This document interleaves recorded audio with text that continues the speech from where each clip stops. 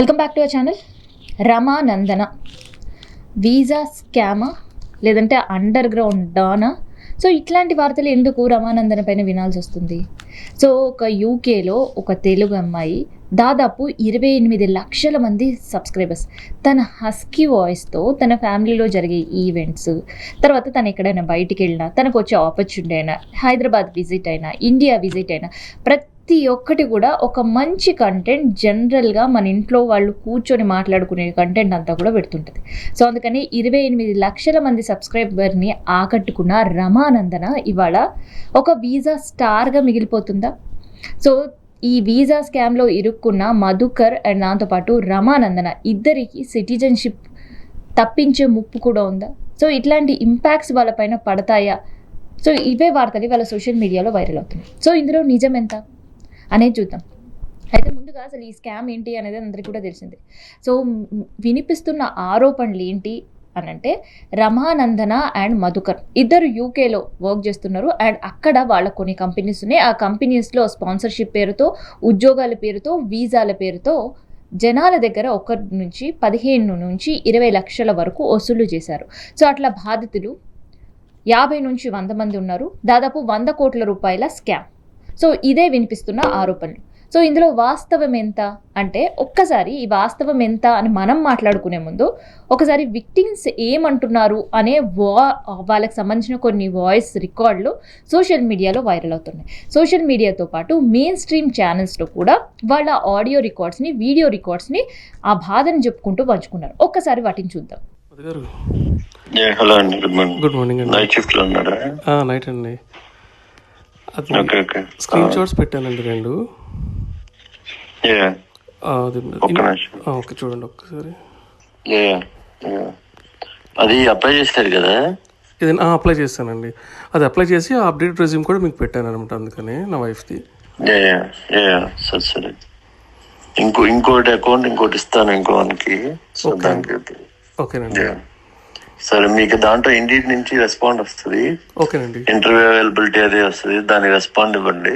ఓకేనండి. తర్వాత మీకు ఇంటర్వ్యూ లింక్ అదే వస్తుంది. ఊరికే ఫార్మల్ ఇంటర్వ్యూ, బేసిక్ మీ ఎక్స్పీరియన్స్ మీద అడుగుతారు. అలాగేనండి. అది అయిపోయినాక అప్పుడు ఆఫర్ లెటర్ వస్తుంది. అప్పుడు మళ్ళీ ఇంకో పేమెంట్ చేయాలి, ఒక 5-6.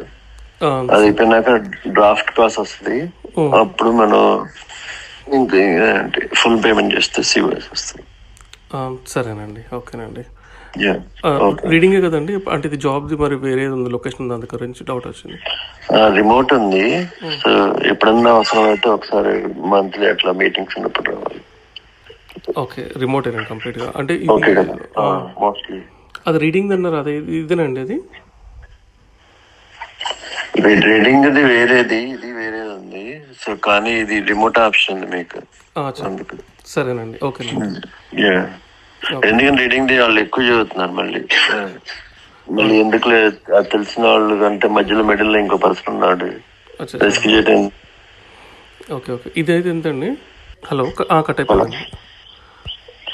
రీడింగ్ ది మధ్యలో వేరే పర్సన్ ఉన్నాడు, వాళ్ళు ఎక్కువ ఛార్జ్ చేస్తున్నారు. అందుకని చెప్పి ఇదైతే తెలిసిన వాళ్ళే కాబట్టి ఇదైతే మనకి రీజనబుల్ లో ఉంది. అలాగే అలాగే అలాగే అండి. ఇదైతే ఎంతండి?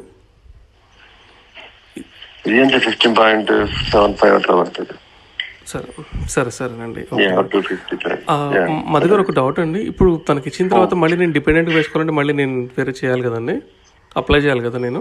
అంటే ఒకేసారి అయినా చేయొచ్చు, లేకపోతే విడిగా చేసుకోవచ్చు. కానీ మీరు డిపెండెంట్, ఇప్పుడు మీరు డిపెండెంటే కదా? అవునండి. మీ తను ప్రైమరీ మారితే మీరు కూడా మారాలి ఒకసారి. ఒకేసారి మారాలి. నాకు సపరేట్ ఎంత అవుతుంది మామూలుగా? అంటే నాకు ఐడియా లేదు అందు గురించి. Just visa fee IHS 3 years కి మీరు గవర్నమెంట్ కట్టేది జస్ట్ 4,000 అవుతుంది. 4,000 అవుతుంది. 4,000. సరే, వెంటనే చేసుకోవచ్చు అండి, లేకుంటే ఒక 1 month అన్న ఆగచ్చా? అంటే మీరు కనుక ప్రైమరీ అయ్యి, అంటే సపోజ్ మీ వైఫ్ ప్రైమరీ కదా? అవునండి. తను ప్రైమరీ మారితే మీరు వెంటనే మారాలి. అదే డిపెండెంట్ మీరు విడిగా వీసా వేసుకున్నారు అనుకో, మీ వైఫ్ వీసా అయిపోయేదాకా వెయిట్ చేయొచ్చు, అప్పుడు తను డిపెండెంట్ మారచ్చు. ఇప్పుడు తను ప్రైమరీ కాబట్టి నేను వెంటనే మారిపోవాలి మళ్ళీ. మీకు ఎప్పుడు దా టైం ఉంది? సెప్టెంబర్ 1st వీక్ అండి, 11th అనుకోండి సార్, సెప్టెంబర్ 11th వరకు. అంటే మీకు ఎలాగూ అంటే మీరు వేసుకోవాల్సి వస్తుంది మరి అప్లికేషన్. అది చూస్తున్నాను. సరేనండి, అది కూడా చేయాలి.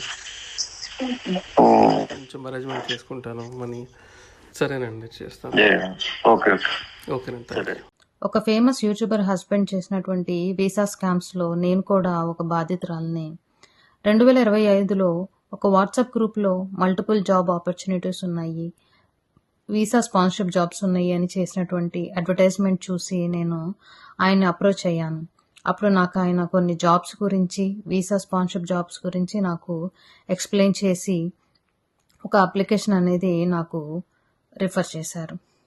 అందుకు గాను నాకు కాస్ట్కి, అప్లికేషన్కి ఛార్జెస్ అవుతాయని మనీ అడిగారు. మనీ కూడా పే చేశాను.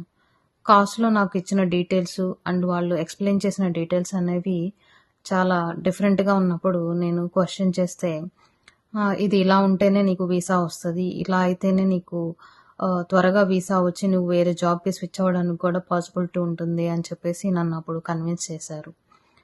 వీసా వచ్చిన తర్వాత నన్ను ఒక 10 months కూడా ఒక క్లియర్ ఇన్ఫర్మేషన్ అనేది లేకుండా ఎప్పటికప్పుడు ఫాల్స్ ఇన్ఫర్మేషన్, ఫేక్ అప్డేట్స్ ఇస్తూ నన్ను 10 months కూడా వర్క్ అనేది లేకుండా వెయిట్ చేయించారు. నాకు employer details and location details పంపించమని మల్టిపుల్ టైమ్స్ ఆయన అడిగినప్పుడు ఆయన, నేను అవుట్ ఆఫ్ ది కంట్రీ ఉన్నాను, లేదా నేను వేరే వర్క్లో ఉన్నాను, నీకు తర్వాత చేస్తాను అని చెప్పేవాళ్ళే కానీ నాకు అసలు ఎంప్లాయర్ డీటెయిల్స్ కానీ కాంటాక్ట్ నెంబర్ కానీ ఇవ్వలేదు. నేను కాస్ట్లో ఉన్న అడ్రస్కి వెళ్ళి అక్కడ నేను ఇట్లా నా జాబు ఇట్లా వచ్చింది అని చెప్పి అడిగినప్పుడు వాళ్ళు అసలు మేము ఎవరికీ జాబ్ ఇవ్వలేదు, అసలు మా దగ్గర వీసా స్పాన్సర్షిప్ లేదు అని చెప్పేసి వాళ్ళు చెప్పారు. ఇలా నేను అతనికి కాల్ చేసి, ఇలా వీళ్ళు ఇక్కడ చెప్తున్నారు ఇట్లా లొకేషన్లో, బట్ నాకు ఇక్కడేమో కాస్ట్లో ఈ అడ్రస్ ఇచ్చారు, బట్ వీళ్ళైతే వాళ్ళు అగ్రీ చేయట్లేదు, ఎందుకు ఇలా చేశారని అడిగినప్పుడు ఆయన, నేను నీకు మళ్ళీ కాల్ చేస్తానని చెప్పేసి కాల్ కట్ చేసి ఆ తర్వాత నా నంబర్ అనేది బ్లాక్లో పెట్టి నన్ను పూర్తిగా ఇగ్నోర్ చేశారు. ఇలా నన్ను ఒక 10 months ఒక మెంటల్గా చాలా స్ట్రగుల్ అయ్యేలా చేశారు. అండ్ నాకంటూ ఒక క్లియర్ ఇన్ఫర్మేషన్ అనేది ఇవ్వకుండా నన్ను చాలా అన్ని రకాలుగా ఇబ్బంది పెట్టారు. సో ఈ విషయం అనేది అందరికీ బయటికి తెలియాలి. సో బాధితుల వర్షన్ ఇలా ఉంది. సో బాధితుల వర్షన్ విన్న తర్వాత నిజమే జరిగింది, నిజమా అని ఒక సందిగ్ధంలో ఉండే వాళ్ళందరికీ కూడా ఒకసారి రమానందన ఈ కేసు గురించి ఏం మాట్లాడుతుంది అండ్ వస్తున్న వీడియో, వైరల్ అవుతున్న వీడియోల గురించి నందు ఏం మాట్లాడుతుందో వినండి. మా ఫ్యామిలీ గురించి కొంతమంది వ్యక్తులు డబ్బులు పెట్టి మరీ నెగిటివ్ ప్రచారం చేస్తున్నారు పర్సనల్ గ్రడ్జ్తో. ఈ విషయం మీద ఆల్రెడీ యూకేలో లీగల్గా వాళ్ళ మీద యాక్షన్ తీసుకున్నాం. కొంతమంది వ్యక్తులు ఇక్కడ నుంచి పారిపోయిన 3 తెలుగు వాళ్ళు ఇండియా వెళ్ళి పని కట్టుకొని డబ్బులు పెట్టి మరీ పర్సనల్గా తీసుకొని దీన్ని నెగిటివ్ క్యాంపెయినింగ్గా చేస్తున్నారు. సో ఇక్కడ బాధితులు ఒక స్క్రీన్ షాట్స్ చూపిస్తున్నారు అండ్ జరిగిన ట్రాన్సిషన్స్ సంబంధించిన డీటెయిల్స్ చెప్తున్నారు అండ్ ఎప్పుడు, ఏ సంవత్సరంలో, ఏ రోజు ఎవరితో మాట్లాడాము అన్న కాల్ రికార్డ్స్ మన ముందు పెడుతున్నారు. అండ్ ఇంకోవైపు రమానందన, నందు అసలు ఈ స్కామ్ గురించి ఎక్కడ కూడా మాట్లాడలేదు. కేవలం ఆ వీడియో విన్నంతసేపు మీకు వినిపిస్తున్నవి 2 వర్డ్స్ స్ట్రెస్ చేసి, ఇదంతా కూడా పర్సనల్ గ్రడ్జ్తో చేసిండ్రు. యూకేలో 3 ఉద్యోగం బంద్ చేసి హైదరాబాద్ వచ్చి అండ్ వాళ్ళు డబ్బులు ఇచ్చి ఇవన్నీ కూడా చేయిస్తున్నారు, నా పైన అవన్నీ కూడా ఆరోపణలే అని చెప్తున్నారు. కానీ ఈ వీసా స్కామ్ గురించి కావచ్చు, లేదు ఈ వీసాకు సంబంధించిన ఇష్యూలో మమ్మల్ని ఇన్వాల్వ్ చేస్తున్నారని కావచ్చు, ఎక్కడా నోరు మెదపట్టలేదు. అందుకు కూడా ఒక రీజన్ ఉంది. సో అందుకు రీజన్ ఏంటి అంటే, ఇబ్రహీంపట్నంలో కిరణ్ అనే ఒక వ్యక్తి వీళ్ళ చేతుల్లో మోసపోయాను అంటూ పోలీసుల దగ్గర పెట్టిన కంప్లైంట్. సో ఆ కంప్లైంట్లో చాలా క్లియర్గా రాసుకొని రావడం జరిగింది. అందులో దాదాపు 20 లక్షల రూపాయలు మోసపోయాను అని అండ్ దానికి సంబంధించిన పూర్తి ఇన్ఫర్మేషన్తో పాటు ఎవిడెన్సెస్ కూడా పోలీసులకు సబ్మిట్ చేశారు. అంతేకాదు వీళ్ళపైన ఎఫ్ఐఆర్ కూడా నమోదైంది, లుక్అవుట్ నోటీసులు కూడా జారీ చేశారు. సో లుక్అవుట్ నోటీసులు ఎందుకు జారీ చేశారంటే, వన్స్ పోలీస్ స్టేషన్ నుంచి కావచ్చు, సదరు అధికారి నుంచి ఫోన్స్ కావచ్చు, లేదంటే వాళ్ళని కమ్యూనికేట్ అవ్వాలి అనే వ్యవస్థలు ఉపయోగించినప్పుడు ఆ కమ్యూనికేషన్కి దూరంగా ఉండడం, ఎటువంటి స్పందన సో కాల్డ్ కంప్లైంట్ పెట్టిన వాళ్ళ పైన లేకపోవడం, అంటే వాళ్ళ నుంచి ఎటువంటి రెస్పాన్స్ లేకపోతే లుక్అవుట్ నోటీసులు జారీ చేస్తారు. సో ఆ లుక్అవుట్ నోటీసులు ఇప్పుడు రమానందన పైన, మధుకర్ పైన అండ్ మధుకర్ తండ్రి పైన కూడా నమోదైన పరిస్థితి. సో మరి ఇట్లాంటి ఇష్యూస్లో మరి వాళ్ళు ఫర్దర్ లీగల్గా ఏం ఎదుర్కొంటారు అనేదే అందరికీ డౌట్ వస్తుంటుంది. మరి ఇక్కడ తను యూకేలో ఉన్న ఇక్కడ ఇష్యూస్ జరుగుతున్నప్పుడు ఒక హైకోర్టు అడ్వకేట్ని కూడా ఈ కేసు డీల్ చేయడానికి వాళ్ళు పెట్టుకున్నారనమాట. మరి హైకోర్టు అడ్వకేట్ ఏమంటున్నారు? నా పేరు అనురాధ మాగంటి. నేను హైకోర్టు అడ్వకేట్ని. లండన్లో ఉన్న మధుకర్ అండ్ నందు గారికి నేను ఇండియాలో వాళ్ళ లీగల్ అడ్వైజర్ని.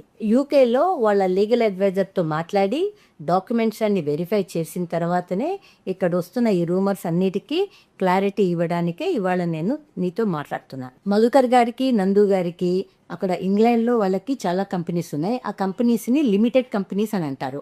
అక్కడ లిమిటెడ్ కంపెనీస్ అన్నది ఎవరైనా పెట్టుకోవచ్చు. ఈవెన్ అక్కడ పనిచేసేవాడు చిన్నప్పుడు బాత్రూమ్స్ క్లీన్ చేయడానికి వచ్చిన వాళ్ళు కానీ, లేకపోతే వాచ్మెన్గా ఉన్నవాళ్ళు కానీ, గార్డెనర్స్ కానీ, ఎవరైనా ఎన్ని లిమిటెడ్ కంపెనీస్ అయినా పెట్టుకోవచ్చు. ఆ లిమిటెడ్ కంపెనీస్కి వాళ్ళే సీఈఓగా ఉంటాడు.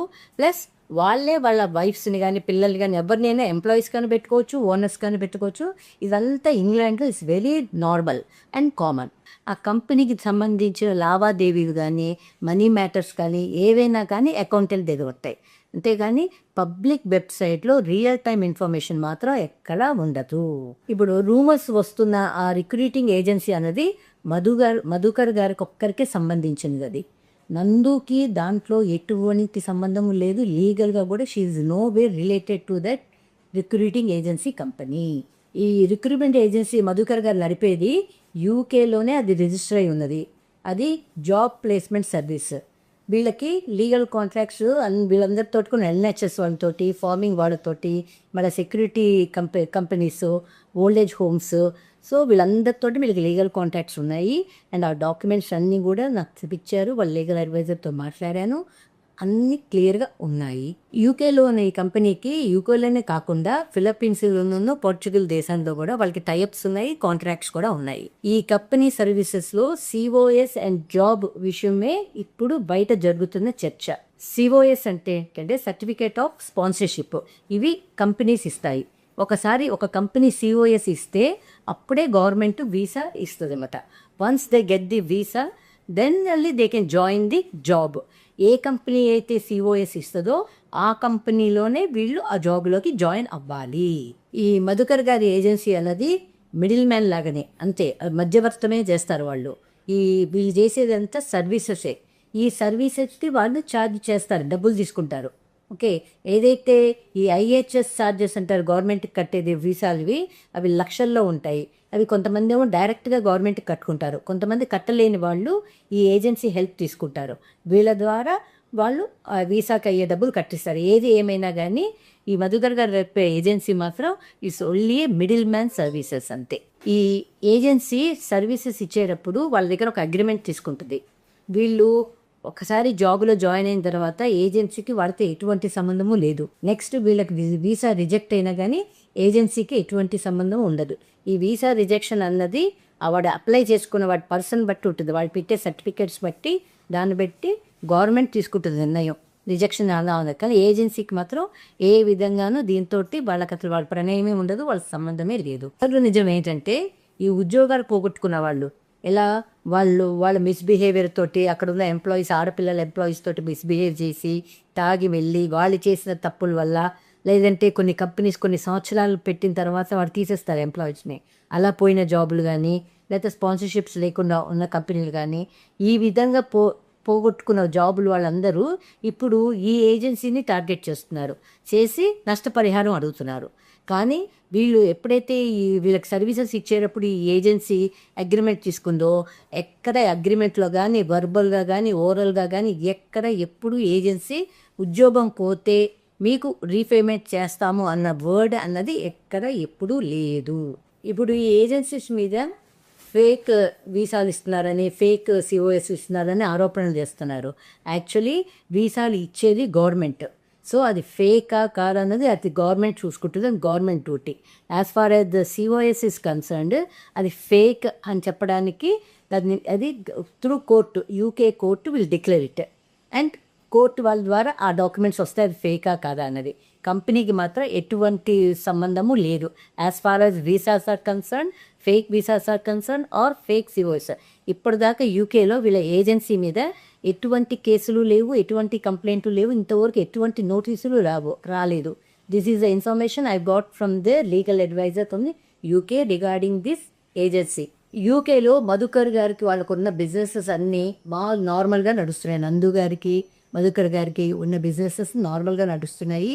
నందు గారికి ఉన్న రెస్టారెంట్ కూడా మామూలుగానే నడుస్తుంది. హైకోర్టు అడ్వకేట్ ఏమన్నారో విన్నారు కదా. అయితే హైకోర్టు అడ్వకేట్ ఈ యూకేకి సంబంధించిన వాళ్ళకి కంపెనీస్ ఉన్నాయి వాస్తవం అనే ఒక క్లారిటీ ఇన్ఫర్మేషన్ ఇచ్చారు.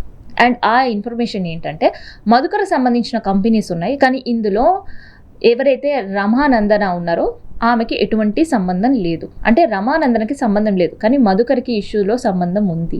అండ్ దాంతోపాటు వీళ్ళు ఆ వీసాకి సంబంధించి చేస్తారు. అండ్ దాంతోపాటు డబ్బులు అనకుండా అక్కడ ఛార్జెస్ తీసుకుంటారు అని చెప్పారు. సో మరి ఈ ఛార్జెస్ గురించి వాళ్ళ కంపెనీకి సంబంధించి మధుకర్ గురించి ఎందుకు రమానందన మాట్లాడలేకపోయారు? అంటే అందులో వాస్తవం ఉన్నట్టేనా లేనట్ట? సో ఎందుకు ఈ విషయాలను అడ్వకేట్తో చెప్పించారు తప్ప తను చెప్పలేకపోయారు అనేదే ఇప్పుడు సోషల్ మీడియాలో నంబర్ ఆఫ్ క్వశ్చన్ నందన చుట్టూ తిరుగుతూ ఉన్నాయి. ఒక ఫ్యామిలీ లైఫ్ని చాలా హ్యాపీగా వరల్డ్ కింద మార్చుకుని చూపించిన నందన సో ఇంత ఆమె పైన నిజంగానే కాసేపటికి ఇవన్నీ ఒక ఫ్రాడ్ న్యూస్ జరుగుతుంది తన పైన అన్నప్పటికీ ఈ స్కామ్ గురించి తను మాట్లాడే అవకాశం ఉంటుంది. బట్ అక్కడ ఎక్కడ కూడా వీసా అని వర్డ్ యూజ్ చేయకుండా మధుకర్కి సంబంధించి వాళ్ళ కంపెనీ ప్రస్తావన తీయకుండా అండ్ దాంతోపాటు ఏదైతే వీళ్ళు స్పాన్సర్షిప్ పేరు మీద డబ్బులో వసూళ్ళు ఏదైతే చేశారో దానికి సంబంధించి కావచ్చు నందన నుంచి ఎటువంటి మాట కూడా లేదు. సో దానికి పైపెచ్చు నందన చేస్తున్న వ్యాఖ్యలు అటు ఆమె ఫాలోవర్స్తో పాటు మోసపోయిన బాధితులను కూడా ఇంకా బాధ పెడుతున్నాయి. సో అదేంటి, కుక్క మొరితే కుర్చీలో కూర్చొని చూస్తానా అని, లేదంటే పుచ్చిపోయిన పండ్లని, సో ఇట్లాంటి ఆమె చేసే వ్యాఖ్యలు ఏవైతే ఉన్నాయో ఆమె మాట్లాడే తీరు ఏదైతే ఉందో అది డైజెస్ట్ చేసుకోలేకపోతున్నారు ఆమె చేతిలో మోసపోయిన బాధితులు. సో అందుకనే వాళ్ళకి ఇంకో ఆప్షన్ లేక ఒకరి తర్వాత ఒకరు కొన్ని శాటిలైట్ ఛానళ్ళకి వెళ్ళడం, అక్కడే డిబేట్లలో కూర్చోవడం అండ్ వాళ్ళకి సంబంధించిన వీడియోలని వీళ్ళకి పంపించడం అండ్ బాధితులకు సంబంధించిన కంప్లైంట్స్తో పాటు వాళ్ళకు ఉండే ఎవిడెన్స్ ఇవాళ ప్రపంచం ముందు చూపించే ప్రయత్నం చేస్తున్నారు. సో డ్యామేజ్ కంట్రోల్ కోసమే నందన ఇలాంటి వీడియో రిలీజ్ చేసింది, తప్పు చేసి కూడా తప్పించుకునే ప్రయత్నం చేస్తుంది, అందుకనే యూకేలో ఒక కంప్లైంట్ పెట్టినామని చెప్తుంది అనే విమర్శలు కూడా నందన పైన వినిపిస్తున్నాయి. మరి 29 లక్షల మంది సబ్స్క్రైబర్స్ని అట్రాక్ట్ చేయడం, గెలుచుకోవడం అనేది చిన్న విషయం కాదు. ఆమె పెట్టే ప్రతి వీడియో ల్యాక్స్లో వెళ్తాయి, కొన్ని మిలియన్స్లో వెళ్తుంటాయి. సో అలాంటి నందన పైన వచ్చే ఇలాంటి ఫాల్స్ ఎలిగేషన్కి సంబంధించిన ప్రాపర్గా జరిగిందేదో నందన ముందు పెడితే బాగుండేది అనేది కూడా నందన ఫ్యాన్స్ నుంచి వ్యక్తమవుతున్నాయి. కానీ దీనిపైన ఎటువంటి రెస్పాన్స్ లేకపోవడం అండ్ బాధితుల నుంచి విపరీతమైన రెస్పాన్స్ రావడంతో నందన ఇవాళ మళ్ళీ విమర్శల పాలవుతుంది. అవును జరిగిందంతా కూడా వాస్తవమే, అందుకనే నోరు మెదపకుండా నందన ఉంది అని వాదనకి బలం చేకూర్చేటట్టుంది. మరి ఈ వీసా డాన్ అని కొంతమంది, అవును మమ్మల్ని కూడా యూకేలో చాలా మోసం చేసింది అని ఇంకొంతమంది, ఇలా నందన సంబంధించిన ఏ వీడియో ఉన్నా కూడా బాధితుల సంఖ్య పెరుగుతూనే ఉంది. మరి ఇందులో వాస్తవం ఎంత అంటే లుకౌట్ నోటీసులు జారీ చేసిన పోలీసులు ఈమె పైన చర్యలు అండ్ తన భర్త పైన చర్యలు తీసుకుంటే తప్ప విక్టిమ్స్కి న్యాయం జరగదా? లేదు అన్న సందర్భంలోనే ఎమోషనల్ వీడియో నేనే విక్టిమ్ని వాళ్ళు కాదు అని నందన చెప్తున్నలో వాస్తవం ఎంత అనేది పోలీసులే తేల్చాలి.